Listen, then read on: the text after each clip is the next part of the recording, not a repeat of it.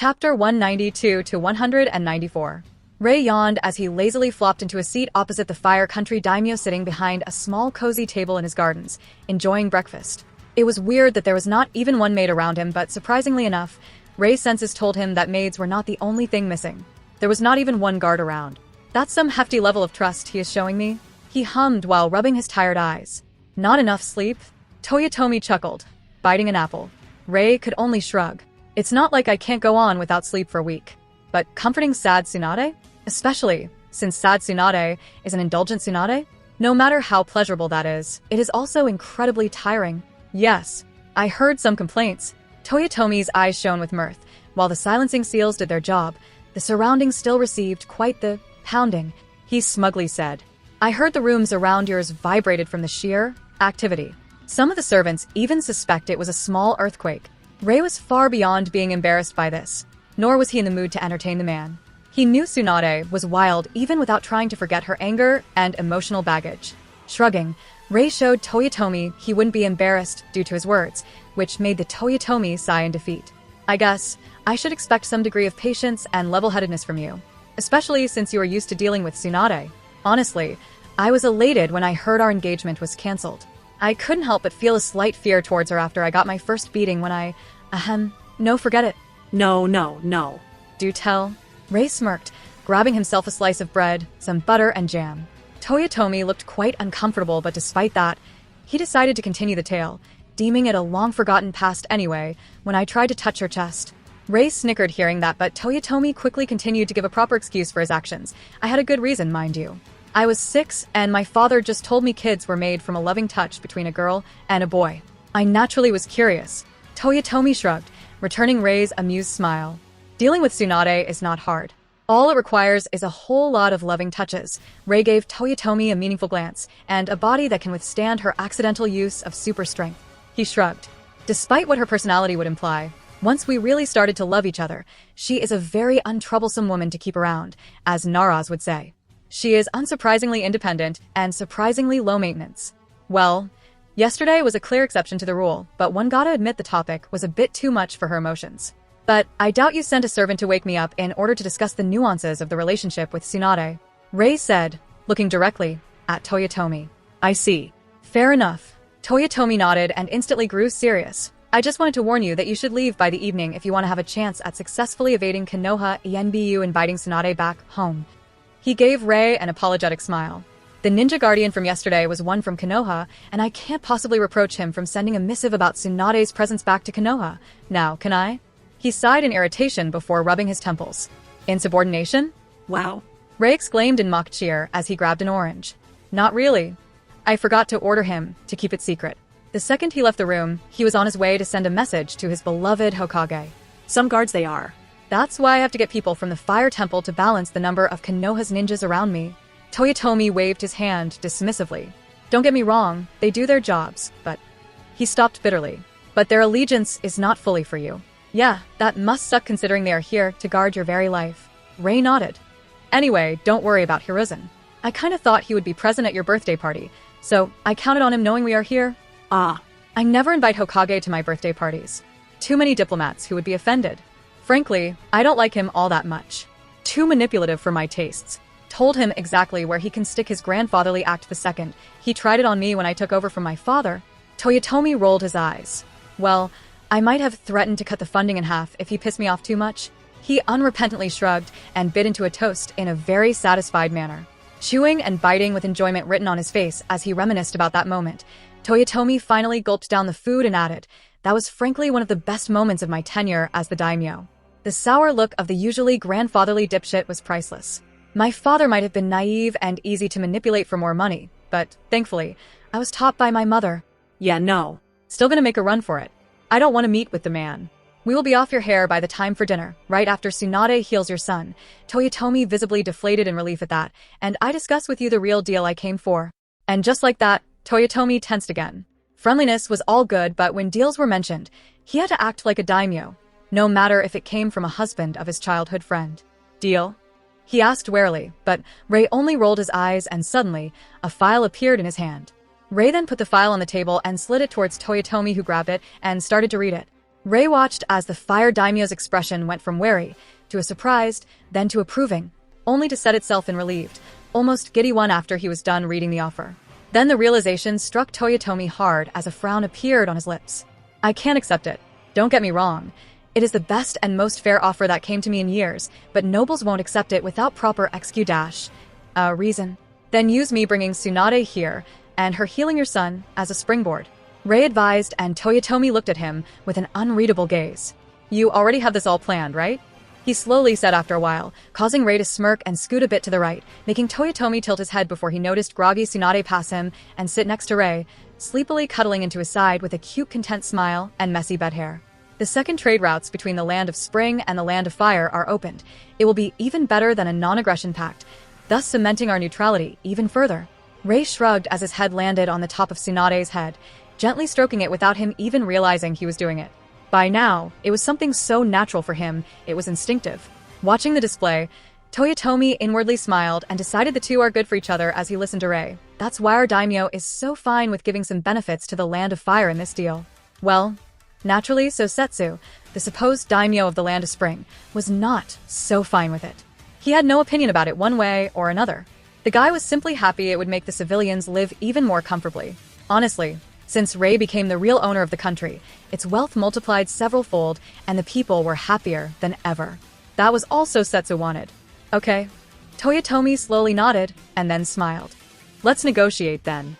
Section 3 of the trade agreement is a bit. Shut up, it's too early for politics. Tsunade grunted in annoyance, putting her head on Rei's shoulder, peacefully dozing off much to the amusement of the two men. Both knew their talks had to be postponed. Tsunade and Rei sat in a tavern near the western gate of the fire capital, enjoying their afternoon with tea and a bit of innocent cuddling. The attention did wonders to stop Tsunade's mind wandering back towards the speculations about Hiruzen's part in the Senju extinction, and Rei was hellbent on keeping it that way. He even decided to teleport back home to inform his girls that he and Tsunade are taking a week-long vacation and will travel back home on foot rather than teleporting back. That naturally prompted a few protests from Mei, and suddenly, Rei found himself promising a private week-long time to each of his girls, not even knowing how or when. This day was also quite hard for Tsunade. The talks about the Konoha Creation Treaty continued, causing her a stark reminder of what happened to her clan while also highlighting all the reasons Konoha's higher-ups could have for it. This time, however, Rei was more focused on the other founding clan, the Uchihas. He doubted Madara would sign a treaty so favorable to the Senju clan without getting anything in return for his own clan. Turns out that while the Senju got land, and it really didn't look all that profitable at first glance, the Uchiha clan got many permanent exemptions for tax and trade. Rei didn't need to think hard to find out why such an imbalanced treaty was signed. In a way, Uzumaki Mito screwed the Uchiha clan over with this treaty since they got immediate returns and a chance to get rich fast, all the while the Senju clan part looked quite unappealing from a financial standpoint. They got the land and had to rent them for free to clans. At that time, most of Konoha's populace was made of clans, hence the returns were abysmal. No wonder Madara would sign it. Rei wouldn't be surprised if the man was elated and gleeful at the time. Rei knew how scheming clan heads could be. They had to be good in business and diplomacy, but he doubted even the current clan head of the Uchiha clan would figure out how insidious Mito made the entire treaty without spending weeks of pondering and referencing economy books. Madara? He had no freaking way to see it. He might have been a combat prodigy of titanic proportions, but businessman, he was not. At best, Madara was passable in the field because, at the time of the village formation, the clan heads didn't really need as much knowledge in such matters as nowadays when most profitable clans are those who have businesses in the village. It was simple, then ninja clans earned most money through doing ninja missions.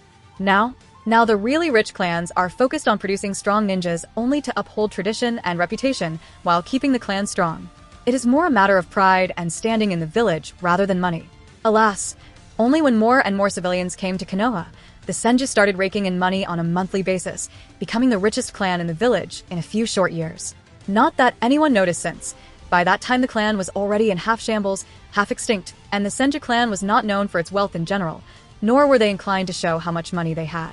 In short, nobody even knew how wealthy the clan was, except the Hokage. The next part that interested Rei was how they managed to convince Madara to sign the treaty with a clause that would let the Senju clan head take command of the village in case of corruption. According to Toyotomi, Rei was looking at it from a bad angle. The Senju clan got a special privilege, but the Uchiha clan also got something similar. Sadly, neither Toyotomi nor Tsunade could tell him what exactly the Uchiha clan received. no matter what privilege they received in return for letting the Senju clan seize the village if it became corrupt. It must have been equally good for Madara to sign the document. All Toyotomi knew was that it had something to do with the seat of Hokage. Needless to say, Rei could make a guess, and if he was right, it would be quite obvious why Madara was so pissed when Hashirama was chosen to be the first Hokage. Well, at the very least, Rei now finally understood why Hiruzen wasn't that sad after the Uchiha massacre, and why Danzo was so driven in getting rid of them. The entire reason was politics. Who would have guessed, right? Needless to say, neither the daimyo nor his son was amused by that revelation, and the shitstorm began. The daimyo ordered a search through the belongings of literally everyone in the castle. Hundreds of samurais made a whole lot of mess, heedless of the protests. Honestly, both Rei and Tsunade found it quite funny, considering their own belongings were stored in the dimension, and their room was basically empty. Not even an hour after the order was given, the poison was found in a drawer of one of the daimyo-son's concubines. The one who bore him his oldest son, and his heir since his own wife only had daughters. One quick interrogation later, the boy was no longer the heir and the concubine. Well, Rei had no idea what happened to her or the boy afterward. He knew enough to not get entangled in such a royal pain in the ass as that situation. All in all, Rei was damn happy because finding this out and helping in the matter only made it easier for Rei to negotiate the trading agreement between the Land of Fire and the Land of Spring more in the favor of the Land of Spring for him. The main reason why he came to the Land of Fire finished, and knowing staying longer in the Fire capital would be unpleasant because of the following events, Rei and Tsunade quickly decided to be on their way. As they relaxedly sipped their tea in the tavern while sitting near the window and watching people passing by on the streets, 3 black blurs whizzed through the crowd, completely without any notice from the civilians. Rei and Tsunade's eyes, however, saw these 3 figures clearly, which told them it was time to leave the city. Konoha's ANBU.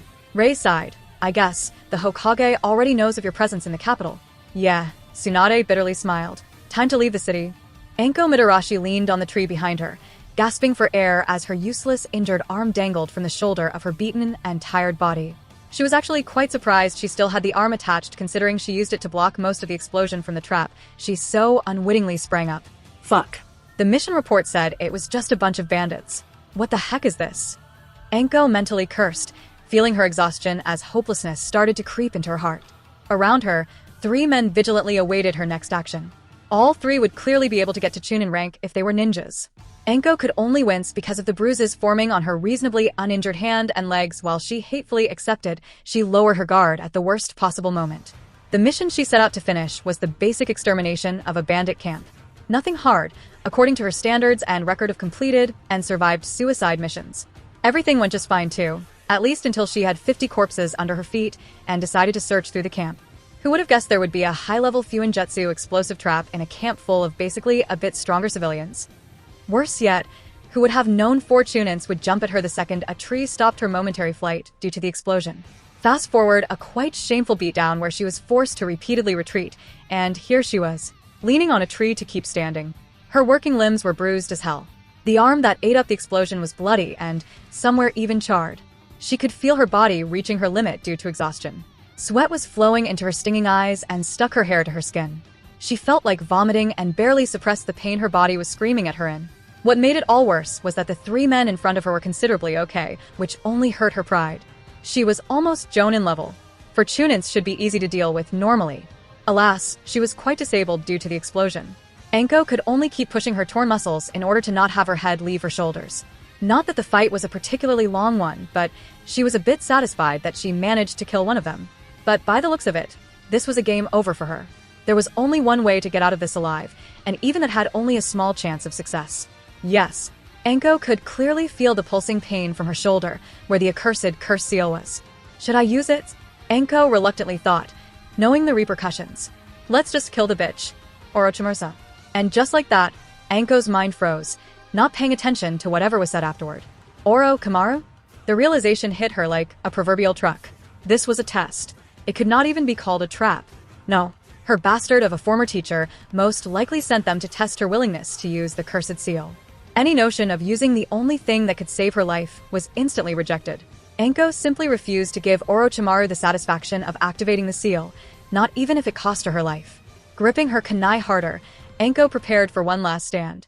If she was to die at the hands of Orochimaru's subordinates, she decided to take as many of the bastards out with her. Seeing the change in her attitude, the 3 Chunins tensed for a second, before chuckling at the absurdity of it all.